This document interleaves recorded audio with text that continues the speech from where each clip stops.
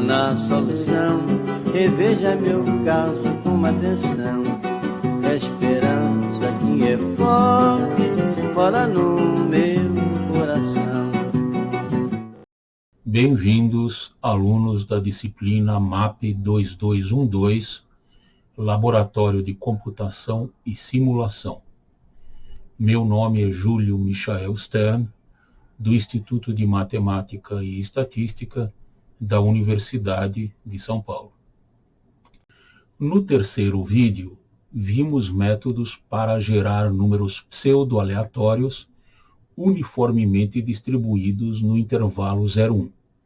Neste vídeo, estudaremos métodos de transformação para gerar números com outras distribuições de interesse. Primeiro, estudaremos o método de inversão da distribuição acumulada. Segundo, estudaremos métodos de transformação via caracterizações. Terceiro, estudaremos o método de aceitação-rejeição. 4. Estudaremos as propriedades reprodutivas de algumas distribuições de interesse. Encerraremos com alguns comentários finais. Recordemos algumas definições básicas. A distribuição acumulada de uma variável aleatória x, f maiúsculo de t, é a probabilidade de x ser menor ou igual a t. No caso discreto, isto é simplesmente a somatória para xi menor ou igual a t da correspondente probabilidade p de i. No caso de uma densidade contínua, f maiúsculo de t é a integral de menos infinito até t da densidade f de x dx. Recordemos também o significado do símbolo delta de Dirac. Essa é uma função abstrata, delta de t, que tem valor zero para t diferente de zero, valor infinito em t igual a zero e cuja integral é a função degrau. A função que vale zero para t menor do que zero e vale 1 para t maior do que zero. Usando a função delta de Dirac, é possível escrever de forma unificada uma densidade que tem uma parte contínua, fc de x de t, e uma parte discreta, fd de x de t. A figura ilustra uma distribuição acumulada neste caso. Recordemos também a definição da inversa da distribuição acumulada. f a menos 1 de p é o ínfimo dos valores de t, tal que f de t maior ou igual a p, para p no intervalo 0,1.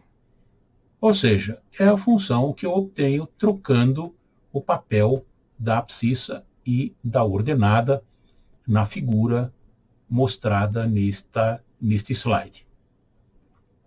Tendo a distribuição inversa, é fácil gerar uma variável aleatória x com a distribuição f. Basta calcular x igual a f a menos 1 de u, onde u é uma variável uniforme 0,1. A prova é imediata e está na última linha deste slide. E consiste simplesmente da aplicação, da definição da função f, a distribuição acumulada e sua inversa. A partir da inversa da distribuição acumulada, podemos gerar uma série de variáveis de interesse. Examinemos o caso da distribuição multinomial m variada, m de x dado θ n, que descreve a probabilidade da ocorrência de x1 eventos do tipo 1 até xm eventos do tipo m, eventos que têm, respectivamente, probabilidade θ1 até θm. Nesse caso, basta definir QK como a somatória para j menor ou igual a k do parâmetro θj e, em seguida, gerar n variáveis uniformemente distribuídas, UI. Tomar yi como valendo k, se UI cai no intervalo QK-1, QK, e tomar xk como a contagem do número de variáveis yi que tem valor k. Esse slide descreve também a geração de uma variável exponencial. A distribuição exponencial descreve o tempo de espera de um evento cuja ocorrência em um intervalo de tempo tem probabilidade proporcional ao tamanho desse intervalo, independente da localização do intervalo no eixo do tempo.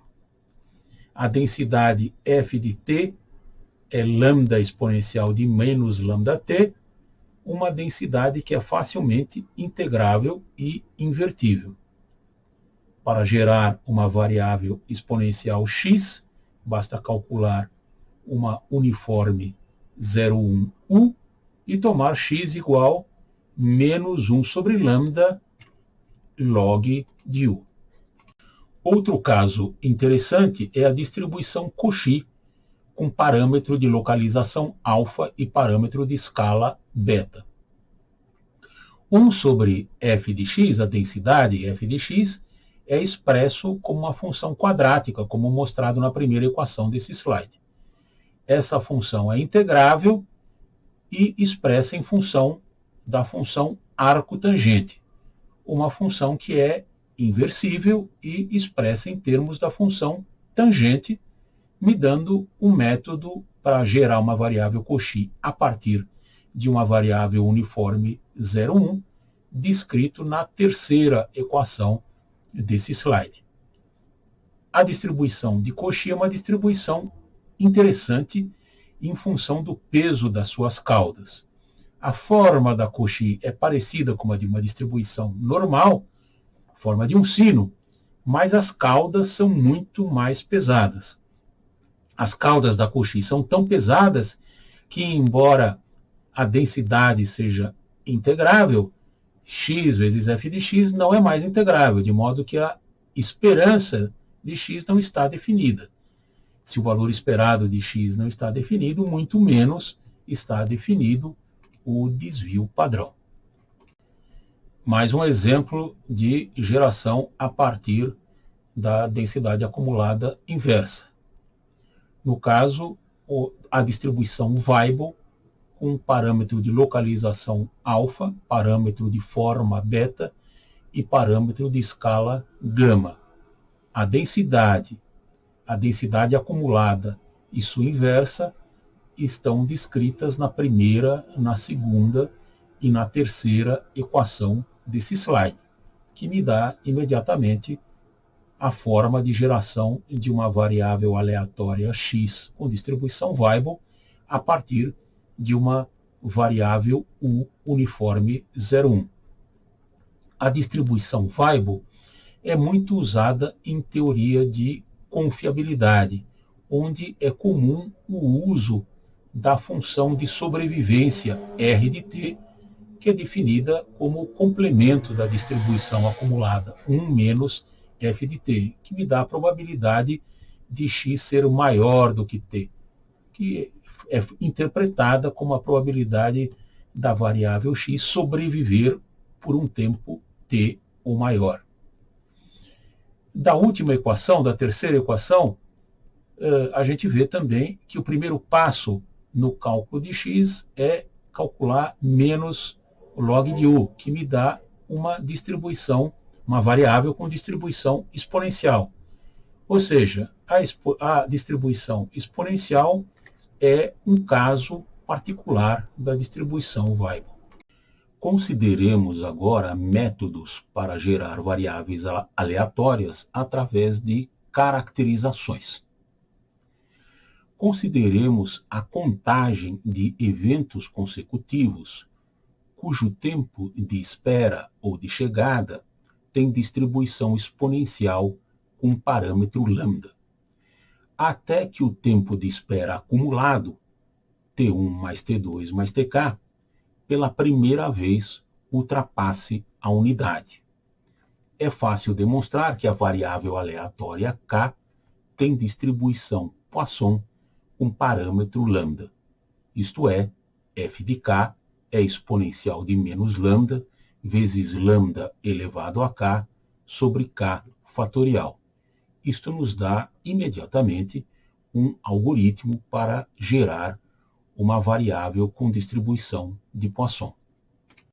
Uma variável Q² com k graus de liberdade é definida como a soma dos quadrados de k normais padrão. A densidade Q² está no centro deste slide. É fácil ver que para k igual a 2, a densidade Q² com 2 graus de liberdade se reduz à densidade exponencial com média 1 sobre lambda igual a 2. Isso nos dá imediatamente uma forma para gerar uma variável Q² com 2 graus de liberdade. Basta tomar x igual a menos 2 log de u, onde u é uma variável uniforme 0,1. Duas observações finais. A função gama de z é uma função importante em estatística, que é definida como a integral de 0 a infinito de x elevado a z menos 1 exponencial de menos x dx. Esta função é uma generalização para os reais da função fatorial. Gama de n é n menos 1 fatorial. Segunda observação, a partir de uma variável Poisson, é possível gerar muitas distribuições discretas conhecidas, como a distribuição binomial, a distribuição multinomial, a distribuição geométrica e outras. O artigo de Pereira Stern, 2008, citado no slide, mostra como fazer todas estas transformações. Consideremos agora a geração de variáveis normais, em dimensão 1, em dimensão 2 e em dimensão d. Uma variável normal com vetor de médias μ e matriz de covariância sigma tem densidade n de x dado μ sigma igual a 2π elevado a d sobre 2, determinante de sigma a menos meio, exponencial de menos meio, x menos μ transposto, a inversa de sigma, x menos μ. Consideremos duas variáveis normais, x1 e x2, n01. E vamos definir a variável r como x1 ao quadrado mais x2 ao quadrado. A variável r tem distribuição Q² com 2 graus de liberdade. Acabamos de ver isso no slide anterior. Consideremos também a variável θ uniformemente distribuída no intervalo 0, 2π. R e θ nos dão uma variável normal bidimensional n01 ou n0i, escrita em coordenadas polares. Para obter duas variáveis normais unidimensionais, padrão, n01, basta escrever essa variável bidimensional dada em coordenadas polares em coordenadas cartesianas. A partir de variáveis normais padrão unidimensionais, é fácil gerar uma variável normal geral em dimensão d. Examinemos primeiro o caso n0i. As coordenadas cartesianas desta variável x são dadas por normais unidimensionais padrão. Para transformar esta variável x numa variável y n μ sigma, basta considerar o fator de Cholesky L da matriz de covariância sigma. Isso é, basta fatorar sigma igual a L transposto, onde L é triangular inferior.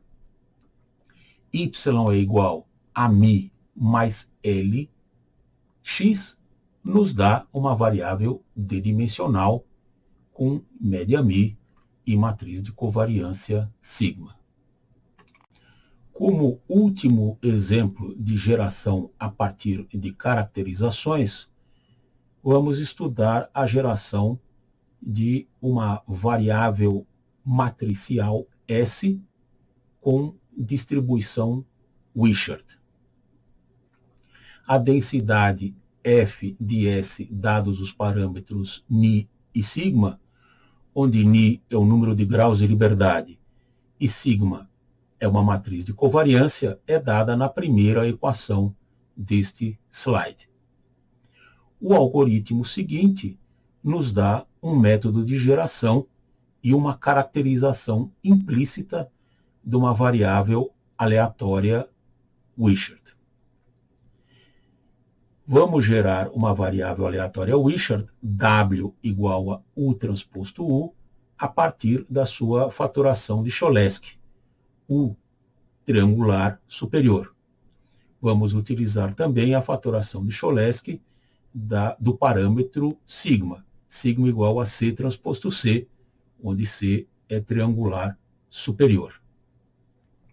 Em primeiro lugar, vamos gerar os elementos na parte inferior, na parte triangular inferior de uma matriz L. Ou seja, para I e J indo de 1 até D, I maior do que J, vamos gerar L e J, uma variável normal 0, 1. Em segundo lugar, vamos gerar os elementos na diagonal dessa matriz L.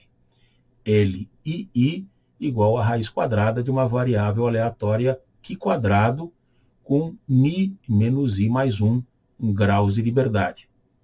Finalmente, vamos calcular U igual a L transposto C e, a partir de U, recuperar a variável Wishart W igual a U transposto U.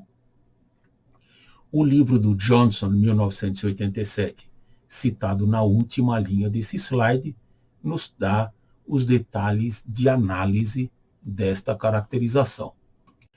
Os métodos vistos anteriormente dão cabo da geração de muitas variáveis aleatórias. No entanto, densidades há para as quais não temos nem a inversa da distribuição acumulada, nem uma caracterização a partir de uma densidade para a qual já tenhamos um gerador conhecido. Nesses casos, podemos tentar usar o método de aceitação-rejeição de von Neumann. O método de aceitação-rejeição funciona da seguinte forma. Geramos pares consecutivos YI, UI, YI com densidade G e UI uniforme 0,1 até obter um par, tal que φ vezes UI é menor ou igual a F de YI dividido por G de YI. Finalmente, retornamos XI com o valor desta última variável YI. A intuição por trás do método é fácil de entender. Na segunda figura, a curva verde representa o envelope φ vezes G, enquanto que a curva azul representa a densidade F. Os pares YI e UI são usados para gerar pontos uniformemente distribuídos abaixo da curva verde. Rejeitamos os pontos destacados em vermelho que caem entre a curva azul e a curva verde. Restam os pontos destacados em verde que estão uniformemente distribuídos abaixo da curva azul. Estes pontos são usados para gerar a variável XI com a distribuição F como desejado. Para maiores detalhes, recomendamos a leitura do artigo de Fleury, 1990, citado na última linha desta transparência. Como primeira ilustração de uso do método de aceitação-rejeição, consideremos a densidade gama com parâmetro C, que tem a forma x elevado a c menos 1 vezes a exponencial de menos x sobre gama de C. A densidade acumulada, F maiúsculo de x, tem a forma gama minúsculo de Cx sobre gama de C, onde gama minúsculo de Sx é a função gama incompleta, definido como integral de 0 a x, de t elevado a s a menos 1, e elevado a menos t dt. Uma função que eu não sei inverter. No entanto, para o caso C maior do que 1, é fácil construir um envelope para f a partir da distribuição de Cauchy. Para tanto, devemos tomar uma distribuição de Cauchy com parâmetros alfa e beta e um multiplicador φ para o envelope, como explicado nas últimas linhas desta transparência. Todavia, a aplicação do método de aceitação-rejeição nesse caso traz um problema. Como já vimos em discussões anteriores, a distribuição de Cauchy tem caudas extremamente pesadas, o que não é o caso da distribuição gama. Isso implica que o uso do método de aceitação-rejeição, nesse caso, terá alta taxa de rejeição, o que implica, por sua vez, em uma baixa eficiência computacional. Para a implementação eficiente do método de aceitação-rejeição, devemos tentar construir um envelope bem ajustado à distribuição-alvo. Ilustraremos como fazer isto nas próximas transparências. O primeiro tópico nesta transparência ilustra como construir um envelope bem ajustado para uma densidade gama com parâmetro C menor do que 1. Basta tomar o fator φ e a densidade G como descrita nas transparências. Esta densidade G é integrável e a acumulada é inversível. Podemos, portanto, usar o método da distribuição inversa para gerar uma variável com a densidade G e, em seguida, usar o método de aceitação-rejeição para gerar uma variável com densidade gama como desejado. Como o envelope é muito bem ajustado, a eficiência do método de aceitação-rejeição será muito boa. O segundo tópico ilustra como gerar uma variável gama com parâmetro C mais 1 a partir de uma variável gama com parâmetro C. Basta gerar x como uma variável gama com parâmetro C, uma variável u uniforme 0,1 e tomar y igual a x sobre u elevado a 1 sobre c.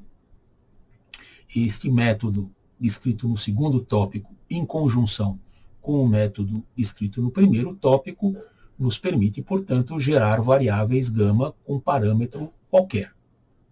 Finalmente, o terceiro tópico dá uma caracterização da variável vetorial y com distribuição Dirichlet C1, C2, Cn a partir de variáveis gama. Para gerar y, devemos gerar variáveis xi com distribuição gama e parâmetro ci, e em seguida calcular as componentes yi como sendo xi dividido pela somatória do xis. Muito da estatística que eu conheço, eu aprendi com o professor Carlos Alberto de Bragança Pereira, o nosso amigo Carlinhos. De quando em vez, o Carlinhos nos repetia um conselho de seu orientador, o professor Debabrata Basu. O professor Basu dizia que quem milita nessa área deve tentar conhecer as propriedades das distribuições de probabilidade, como se elas fossem suas grandes amigas. Este slide é preparado dentro deste espírito. A propriedade reprodutiva, ou uma propriedade reprodutiva, se refere à forma funcional invariante de uma distribuição pela combinação de variáveis aleatórias através de uma operação de acoplamento, como a operação de soma, a operação de produto, a operação de máximo ou de mínimo. Propriedades reprodutivas são uma chave para caracterizar essas distribuições como autossoluções, isto é, como formas invariantes e estáveis que emergem naturalmente num contexto de aplicação, o que explica por que essas distribuições são tão importantes em modelagem estatística. Alguns exemplos. Consideremos xi variáveis independentes e distribuídas como Poisson com parâmetro lambda-i. Então, a somatória destas variáveis xi terá uma distribuição da mesma forma funcional. Poisson, só que com parâmetro somatória de lambda-i. Da mesma forma, consideremos xi normais com parâmetro μi, sigma i ao quadrado. A somatória dos xis terá novamente a mesma forma funcional, normal, com parâmetros somatória de μi, somatória de sigma i ao quadrado. Consideremos xi, coxi, alfa-i, beta-i. A somatória do xis terá forma coxi com parâmetro somatória de alfa-i e somatória de beta-i. Se xi forem gamas, kappa-i e teta, a somatória do xis será gama, somatória de kappa-i, teta. Consideremos agora xi exponenciais com parâmetro lambda-i. O mínimo de xi, agora o acoplamento é feito através do operador de mínimo, não através do operador de soma. O mínimo do xi terá distribuição exponencial com parâmetro somatória de lambda-i. Consideremos xi Bernoulli com parâmetro pi. O mínimo dentre estes xi terá distribuição Bernoulli com parâmetro produtória de pi. Os livros do Springer, de 1979, e do Williamson, de 1989, são ótimas referências para quem quiser aprofundar o estudo nesta área. Como último exemplo de propriedade reprodutiva, consideremos a distribuição Weibull. Se variáveis xi têm densidade Weibull com parâmetros beta e gama, então o mínimo dentre estes xi tem também densidade Weibull com parâmetros beta e gama dividido por n elevado a 1 sobre beta. Em teoria de confiabilidade, estudamos a composição de máquinas complexas através de componentes simples ou mais simples, através de ligações em série e em paralelo. Numa ligação em série, o sistema funciona enquanto todos os seus componentes estiverem em funcionamento e falha assim que o primeiro componente falhe. Numa ligação em paralelo, o sistema como um todo funciona enquanto alguns de seus componentes estiverem em funcionamento e falha assim que todos os componentes falham. Entendemos imediatamente por que a distribuição Weibull é tão importante, porque ela emerge naturalmente no contexto de teoria de confiabilidade. Os esquemas mostrados na figura, de ligações em série e em paralelo, são muito similares a esquemas utilizados em engenharia para representar portas lógicas, ou seja, para representar a combinação de valores lógicos, 0 ou 1, através de operadores lógicos de disjunção e conjunção. Esta analogia ou similaridade nos leva à pergunta: seria possível interpretar as funções de sobrevivência R de T no contexto de teoria de confiabilidade como valores verdade ou funções verdade em sistemas lógicos generalizados? Voltaremos a essa pergunta em apresentações subsequentes. Indico os livros de Barlow e Prochan, de 1981, e de Kaufmann, 1977, como referências para quem quiser ler mais sobre o assunto de teoria de confiabilidade. Formulemos agora o quarto EP. Mais adiante no curso eu farei uma revisão de modelagem estatística. Neste EP, eu pedirei que vocês trabalhem com algumas componentes de um modelo estatístico sem maior necessidade de interpretação. Neste EP, trabalharemos com um modelo estatístico multinomial m-dimensional, que inclui um vetor de observações x, um vetor de informação a priori y e um vetor de parâmetros θ.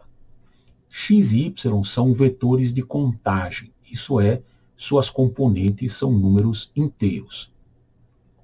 O vetor de parâmetros θ é um vetor no simplex m-dimensional. Isso é, as componentes de θ são números reais não negativos e suas componentes somam 1, assim como um vetor de probabilidades. Nesse EP, trabalharemos com m igual a 3, isso é, em dimensão 3. Esse modelo estatístico inclui a densidade a posteriori, f de θ fixado x e y, que é a produtória para indo de 1 até m de θi elevado a xi mais yi menos 1, vezes a constante de normalização 1 sobre b de x mais y, onde b é a função beta definida no rodapé da página. Esta é a densidade Dirichlet, que já encontramos anteriormente. Se vocês forem espertos, vocês verão que nesse EP é possível economizar algum trabalho trabalhando com a função f de θ sem a constante de normalização. Em estatística, uma função de densidade sem sua constante de normalização é denominada uma função potencial. Esse modelo estatístico inclui também a região de corte T de V, definida como a região dentro do espaço paramétrico onde f de θ dado xy não excede um nível V. Finalmente, esse modelo inclui a função verdade W de V, definida como a integral em T de V de f de θ fixado x e y dθ. Isso é, W de V é a massa de probabilidade a posteriori dentro da região de corte T de V. Ou, em outras palavras, W de V é a massa de probabilidade no espaço paramétrico onde a densidade a posteriori f de θ não excede o nível V. Estabeleça K pontos de corte V1, V2, VK, entre 0 e o máximo atingido pela função a posteriori f de θ. Dentro do seu ambiente de programação, use um gerador gama para gerar n pontos θ1, θ2, θn com a distribuição a posteriori, que, como já vimos, tem a forma de uma distribuição Dirichlet.